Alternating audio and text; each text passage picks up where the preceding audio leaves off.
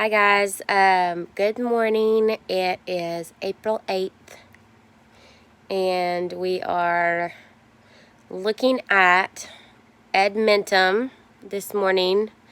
You don't need to do your civics lessons. We've already completed civics. They just can't figure out how to get it off since it's all in one.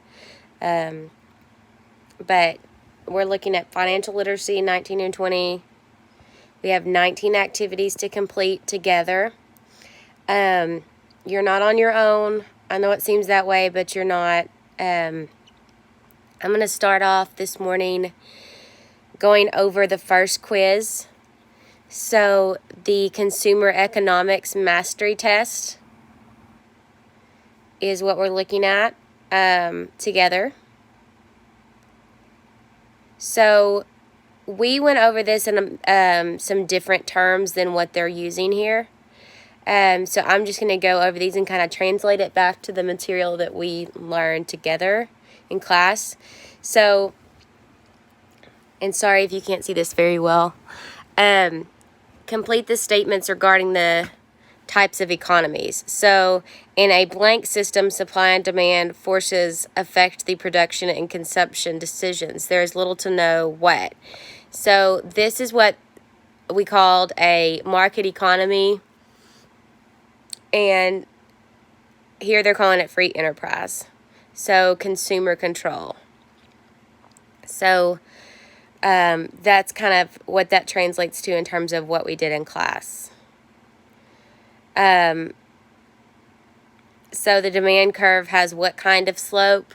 Looking at this, we worked with supply and demand a lot. We talked about it a lot. As far as it being the driving force behind the economy. We did look at those charts and slopes, but we didn't get into it very much. I think we had one lesson over it, one day over it. So the demand curve is going to be downward, sloping.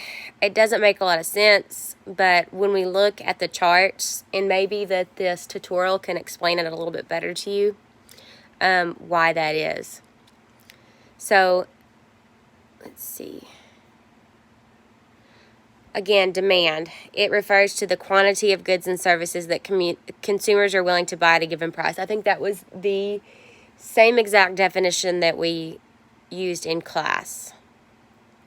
So if you guys had your notebooks, your interactive notebooks, it would be very helpful. But we don't, so I'm here. Okay. I love this word, globalization. This is the process of interaction and integration among people, businesses, and governments of different countries.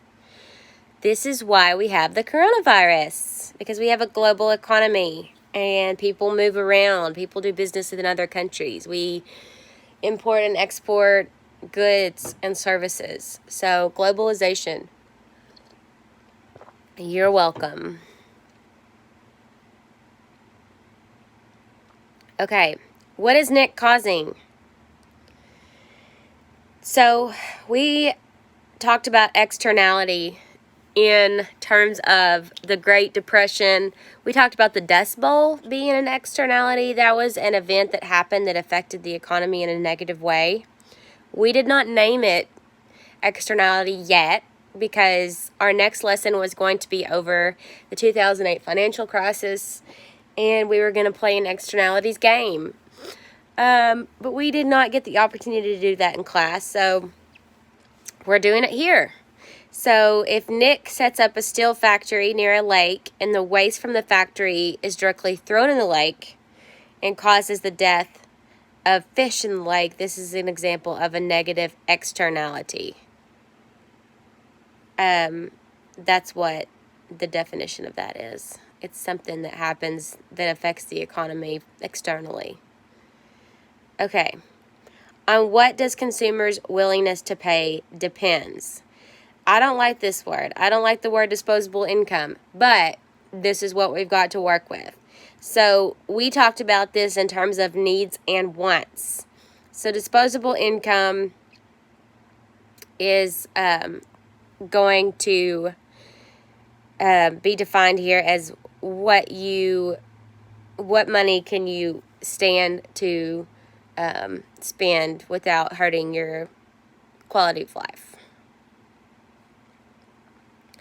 Okay, so we're going to choose the point on the graph that shows excess supply of labor. And I'm going to show you what this looks like unanswered. You've got these little pink squares, different places. So the excess supply of labor. If we get all the way up here, $18 minimum wage, that would be a beautiful thing. We're going to select this. Answer key is going to show that is the excess supply of labor. There's too many workers. Elena wants to open a Chinese restaurant near a university. She has the required capital, as in the money, to start her restaurant. However, she is unable to find good chefs for her restaurant. Which type of resource is Elena lacking? So this is going to be human capital. We talked about this a lot in terms of investing in yourself. We looked at the different jobs on BLS.gov that we would need and made our list of what we would need, or the jobs we wanted, the careers we wanted, and then we made our list of what we needed to do to get to that. We also made our little name pyramid things. Do y'all remember that we did, where we put our names on the piece of construction paper and folded it into a pyramid?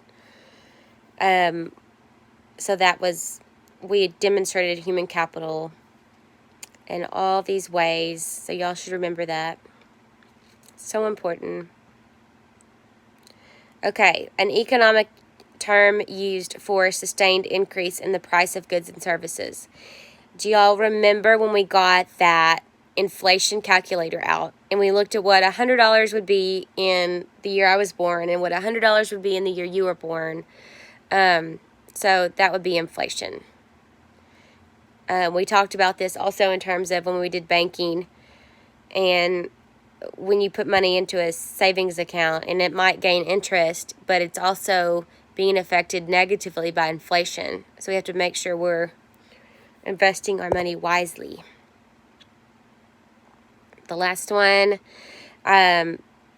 so this guy has a food cart where he's selling hot dogs, and more people come in and open food carts all around him selling other hot dogs and hamburgers. So the demand for his hot dogs will decrease. Not as many people are going to have to come to him for hot dogs because they have other options. Okay, good job. First mastery quiz. Y'all should all be able to answer those.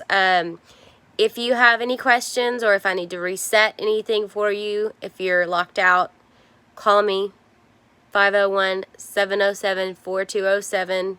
Email me, send me a message on Google Classroom or on Edmentum, whatever you'd like. I miss y'all, your faces so much, and I hope everybody's doing good. Wash your hands, stay inside.